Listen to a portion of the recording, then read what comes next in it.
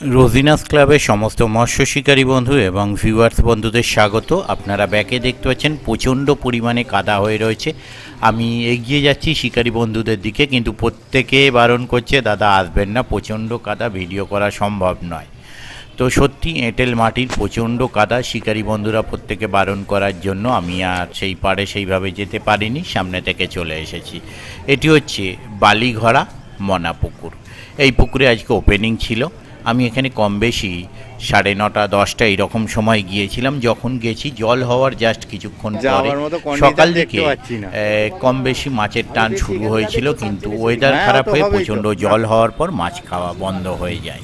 আমি যখন গিয়েছিলাম মাছ খাওয়া বন্ধ ছিল এবং প্রচণ্ড কাদায় বেশ কিছুজন আচার খেয়েছেন। বেশ কিছু শিকারী তখনও পর্যন্ত খ্যাঁচ পাননি, কিছু শিকারী 2-3টে, কিছু শিকারী হয়তো 4-5টা মাছ ধরেছিলেন। এই রকমই পরিস্থিতি শিকারী বন্ধুদের মুখে যা শুনলাম।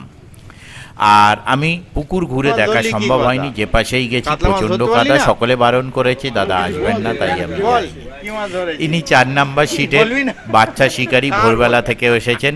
3টি ওনার সিটে কাতলা মাছ পেয়েছে, আর উনি নিজে একটি ধরেছেন বড় মাগুর মাছ, কম বেশি কিলো সাইজের। আগামী দিন কীরকম কী মাছ খাবে আমি বলতে পারবো না। যদি মাছ খায় অবশ্যই ভালো লাগবে, আমি যাওয়ার চেষ্টা করব, যদি যেতে পারি তাহলে সেই তথ্য আপনাদের সঙ্গে শেয়ার করব। আর আজকে বেলার দিকে যখন মোটামুটি বৃষ্টি পড়া থেমে একটু ওয়েদারটা কাটে, তখন বেশ কিছু সিট উঠে গেছে, কিছু সিট ছিল, তার মধ্যে কয়েকটি সিট কিছু মাছ পেয়েছে, কয়েকটি বড় মাছ খেয়েছে। আর একটি বড় মাছ 2 নম্বরে খেয়েছিল, যেটি সব থেকে বড় বলেই আমি শিকারীর মুখে শুনলাম। সেটি উপরে গিয়ে জড়িয়ে মাছটি নষ্ট হয়ে যায়, রাখতে পারেননি। আর কয়েকটি বড় মাছ কিছু মাছ শিকারীরা পেয়েছে, আর কিছু সিট উঠেও চলে গেছে। আগামী দিন কীরকম কী হবে তা আপনারা অবশ্যই নিজের দায়িত্বে খোঁজ খবর নিয়ে যাবেন, আমার কথায় নয়। ওনাদের কন্ট্যাক্ট নাম্বার আমি স্ক্রিনে ডিসপ্লে করেছিলাম, যারা কন্ট্যাক্ট করতে ইচ্ছুক ওই কন্ট্যাক্ট নাম্বারের মাধ্যমে কন্ট্যাক্ট করে নেবেন। ধন্যবাদ।